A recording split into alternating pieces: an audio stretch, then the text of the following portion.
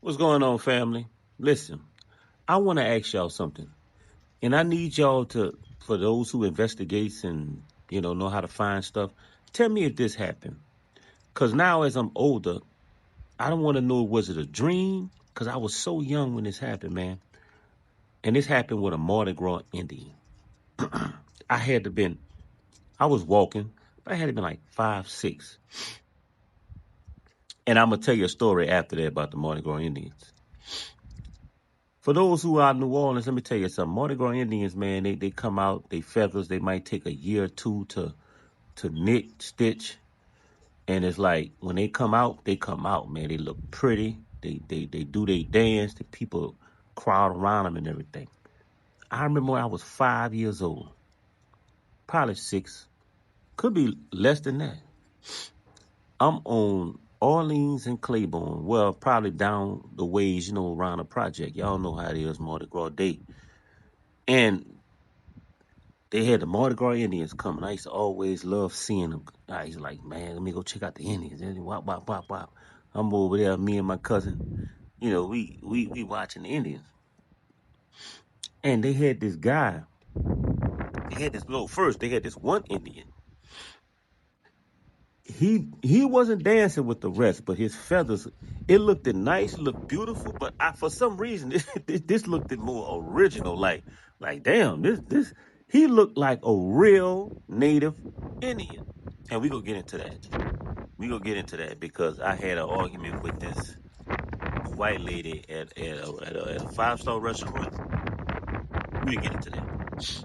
But he looked, I'm talking about his feathers like, okay, the other ones, they was decked out pretty, like they spent millions of dollars, like they spent thousands of dollars on it.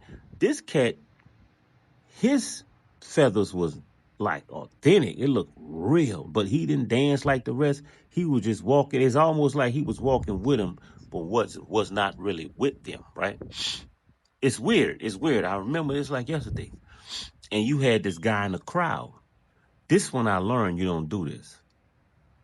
They had this guy in the crowd like trying to take pictures, and I don't know if he was a tourist or whatever, but he was trying to get close to the Indians, and you could tell the one that he was trying to, I guess he wanted to touch the feathers of the authentic one. I mean, I don't want to use the word authentic, but I'm talking about this looked real, man.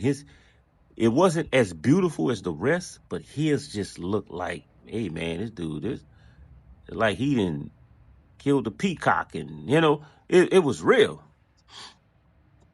I guess he was trying to get close to talk to him or whatever, and he was being fought off.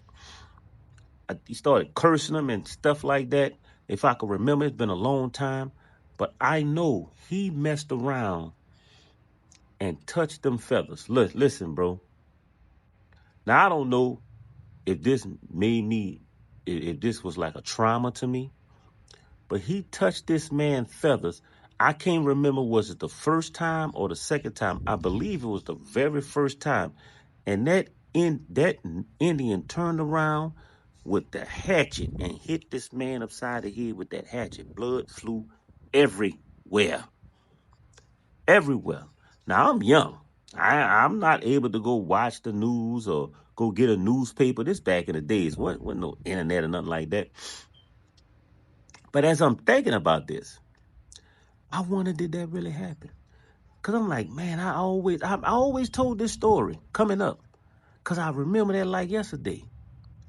But I haven't seen it on any YouTube channel. So I'm wondering, like, did I dream this or did this really happen? It wasn't a dream. I remember being there, cause I remember other stuff that happened that day. But if y'all know about this, let me know. And what I mean by the white lady, she was white.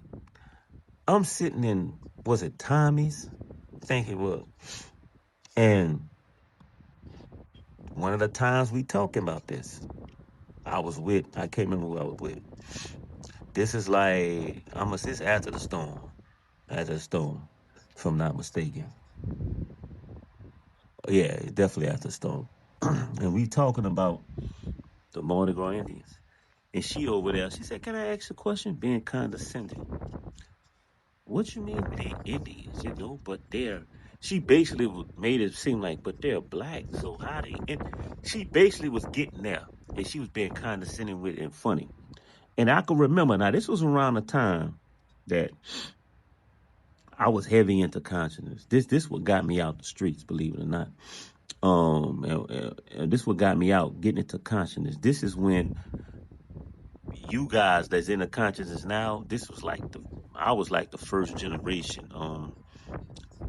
I ain't gonna say YouTube, social media consciousness, but I really was getting involved before that because before it got popular on YouTube and all that. I started off with Malachi Z. York, right? Around this time, I was studying with Ben Yakinen and Dr. Henry Clark. I had books galore, right? So she hit the wrong time. And basically, she was trying to say, how in the hell do we have black Indians and Mardi Gras based like this when the Indians was not? I had to school her. And this is for anybody watching. Let me tell you something. I schooled her with her own. I didn't go to them books. I went with her own.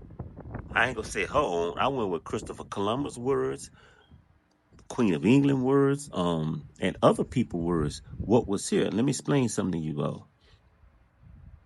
For those who think like her. Let's be honest, and I know you should know by now because they still do it.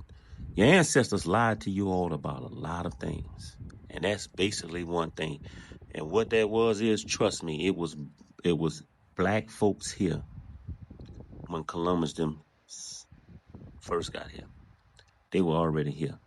It's only, and I'm not trying to turn this into no teaching thing, but I'm just going to say this. It was probably a 1% or a 0.5% that came from Africa during the slave times, but it was already native, and y'all called them Indians, but it was already people native to this land here, and a lot of them were black skin. Let's start there, and that's a fact. Going back to the video, I just want to state that because I remember going through that with this lady. It's a long story. I'm just cutting through the chase. But if you know, please let me know that really happened. I can't tell you the year. This had to have been a long time ago. This had to have been early 80s. This has been early 80s. And I'm telling you, he hit that man with that hatchet. I know them. Hey, look, listen. For is he still alive or not? If he is, he messed up. Because when I tell you he hit that man with that hatchet and blood went everywhere, blood went everywhere. And I think that's part of the reason. I don't know if you know, but I was a violent kid. Real violent kid. I fought a lot. I'm talking about violence. I'm talking about where y'all was thinking about fighting. I fight and still thinking about picking up a knife or a gun. I just was real violent, and that stuck with me. I had to get counseling, and that's why later on in my age, like people that used to be asking Chuck and all them why he don't talk, I didn't speak. I didn't speak because I barely talked. If I didn't know you, I didn't talk. So I don't know if because of that or something else that happened to me. But yeah, I was a real violent child after that, man. And if anyone know about that, bring it up. Put it in the comments, man. One love.